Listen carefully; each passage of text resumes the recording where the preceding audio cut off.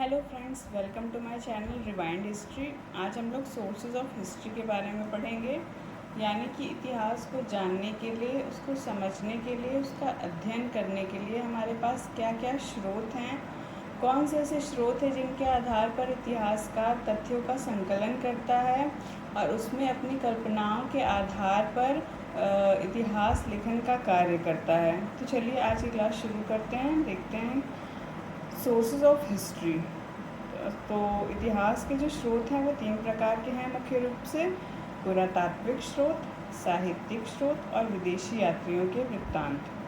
पुरातात्विक स्रोत क्या हैं? वे भौतिक अवशेष, वस्तुएं और संरचनाएं हैं जो प्राचीन काल के मानव जीवन, संस्कृति और इतिहास की प्रत्यक्ष जानकारी प्रदान करते हैं।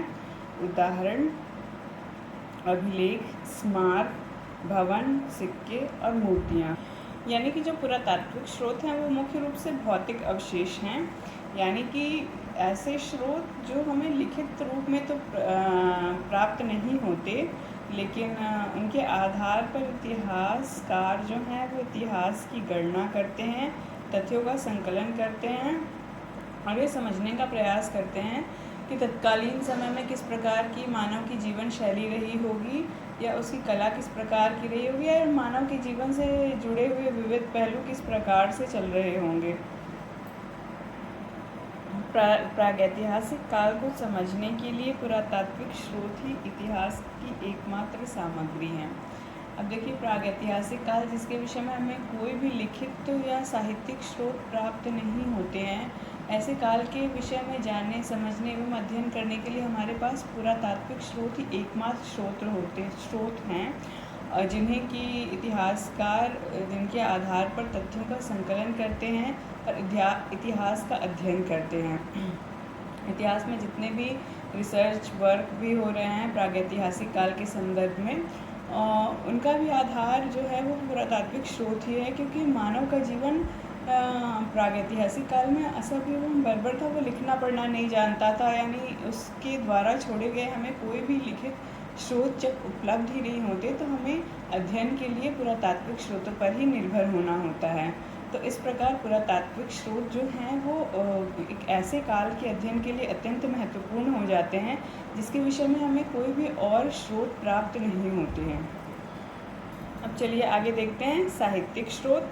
वे लिखित अभिलेख, पुस्तकें, पांडुलिपियाँ या दस्तावेज होते हैं जो हमें किसी प्राचीन काल घटना, संस्कृति और समाज के बारे में जानकारी देते हैं। अब देखिए, साहित्यिक स्रोत जो हैं वो पुरातात्विक स्रोतों से थोड़े अलग होते हैं। पुरातात्विक स्रोत जो है वो हमें किसी वस्तु या सामग्री के रूप में प्राप्त होते हैं और इतिहासकार उनके आधार पर तथ्यों का संकलन करते हैं और इतिहास लेखन का कार्य करते हैं। किंतु साहित्यिक स्रोत जो हैं वो हमें ऑलरेडी लिखित फॉर्म में मिलते हैं, यानी कि उस वक्त के जो विद्वान, तत्कालीन जो विद्वान रहे होंगे या इतिहासकार रहे होंगे, उन्होंने जो भी इतिहास की गणनाएं की होंगी, जो भी अपना लिखित कार्य किया होगा, वो ही हमें स्रोत के रूप में मिलने लगते हैं।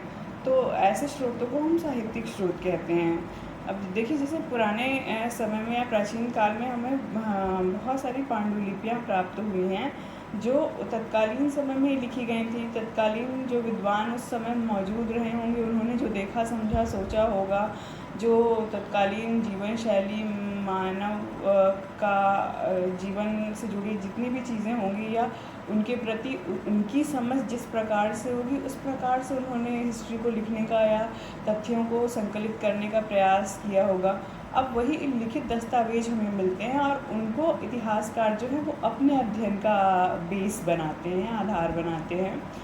तो अब तत्कालीन समय में और उस समय में जो इतिहास लेखन का कार्य हुआ है, उसको पढ़ने समझने में भी हमें इन स्रोतों से बहुत ही मदद मिलती है और ये समझने का अवसर मिलता है कि उस वक्त विद्वान या मनुष्य किस प्रकार से सोचते समझते थे। देखिए, साहित्यिक स्रोतों के अतिरिक्त और पुरातात्विक स्रोतों के अतिरिक्त हमारे पास विदेशी यात्रियों के यात्रा वृत्तांत भी मिलते हैं। जो भारत है वो शुरू से ही, प्राचीन काल से ही अन्य देशों के साथ व्यापारिक संबंधों में जुड़ा रहा है और जो विदेशी यात्री हैं वो बराबर यहाँ आते रहे और यहाँ के लोग भी बराबर विदेशों में जाते रहे हैं। तो उसमें कुछ विद्वान भी आए जिन्होंने भारत की परंपराओं, संस्कृति, जीवन शैली को बहुत बारीकी से देखा, उसका अध्ययन किया और उसे लिखने का प्रयास भी किया है। और उनके द्वारा लिखित ये जो दस्तावेज हैं वो आज इतिहास की दृष्टि से हमारे लिए अत्यंत महत्वपूर्ण हो जाते हैं, क्योंकि जब पुरातात्विक स्रोत और साहित्यिक स्रोत को जब हम अध्ययन करते हैं, उनका कंपेयर करते हैं और हिस्ट्री में जो